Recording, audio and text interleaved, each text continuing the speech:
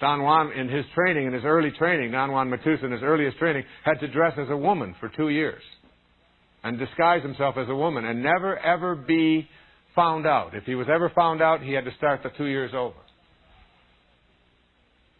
Just to prove that he had the capacity to disguise himself. Just to have that energy of being able to be male or female. To know that that's not something that's separate from you, but that you have that. This ability to have someone come at you that you don't want to see you and to make yourself invisible to them through the use of your energy body. These are all things that we think, oh, come on, we can't do that. Where are you coming off with that stuff? You're cookie thieves. Because you're stuck in believing there's only one dimension of reality, and it is the reality that your senses process and perceive. And you don't understand yet that there are other dimensions of reality, and you can at least peer into them. And if you want to do more than just peer into them, you can wander into them. Your life here is like being in one room in a house that has 1,000 rooms. And you show up in this one room called daily awareness. And you live in this room. The door opens at your conception and it closes at your death. And you live in this room and you try to figure out a way into the other 999 rooms that constitute potential human awareness. But you can't get in them. Because you're always pushing and pushing and pushing on the walls and looking for an exit out of this dimension that's out there. Somehow this pushing process doesn't work and you just keep pushing against these walls. And then you have the insight, the awareness, and you step back and finally you realize that the doorway out of the limitations of daily awareness opens inward. You step back and you allow the door to open and you walk right through. And as you walk through, you begin to see the ability to manifest, the ability to manage the coincidences of your life, the ability to place your attention on prosperity, on healing, on unconditional love, on kindness, on divine relationships. And you see that energy not just as something that is static and stagnant, but as something that is alive and flowing and moving and connecting everything to everything. It is said that when a butterfly just moves its wings off the coast of the United States, it flutters the breezes and the leaves on the islands of Japan. The connection is that subtle. There is nothing that separates you from that divine source except your belief that you are separate from it. And the affirmation for this is, I express the energy of unconditional love to all people and all things in my life. Connect to your divinity with unconditional love. The emphasis is on the un. There are no conditions. That the force that we're speaking about here in this program is the force of love. Another word for God is love. Another word for this divine energy, this universal intelligence, is love. Love is the glue that holds everything together. It's the energy within every cell that allows it to stay in place. If you take an electron microscope and you artificially begin to manipulate the electrons inside of an atom, and you align a certain number of them, when you reach a certain critical mass number, 1/3, 1/10, whatever that number might be, all of a sudden, all the rest of those electrons within that atom automatically align. They just line up with each other.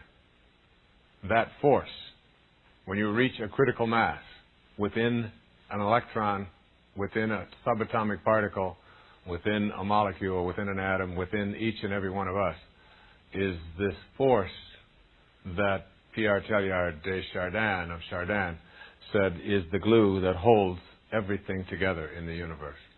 And being able to do your manifesting requires this kind of commitment to this. I think the most beautiful passage in the entire New Testament is Corinthians 13. I'd like to share it with you. It's something that I read every day. I use it in my talks most of the time. And it really is reflective of how important this principle is. It says these words, "If I speak in the tongues of men and of angels, but have not love, I am only a resounding gong or a clanging cymbal. If I have the gift of prophecy and I can fathom all mysteries and all knowledge, and if I have a faith that can move mountains, but have not love, I am nothing. If I give all I possess to the poor and surrender my body to the flames, but have not love, I gain nothing. Love is patient. Love is kind. It does not envy. It does not boast. It is not proud. It is not rude. It is not self-seeking.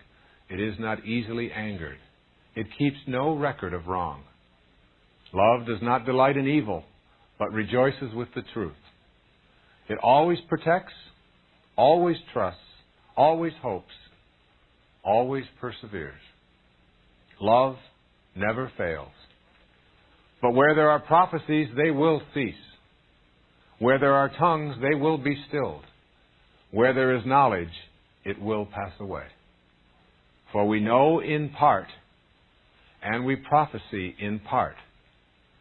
But when perfection comes, the imperfect disappears. When I was a child, I talked like a child. I thought like a child. I reasoned like a child. When I became a man, I put childish ways behind me.